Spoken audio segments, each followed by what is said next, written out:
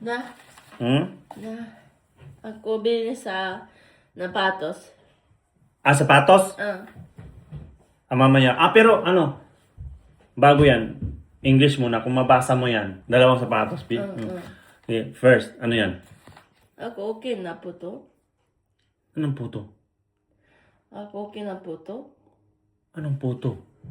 Hindi uputo. Upo. Upo tawag yan. Upo.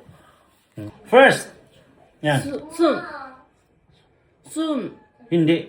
O yan, pero yung ano yan, pronounce Sun. San.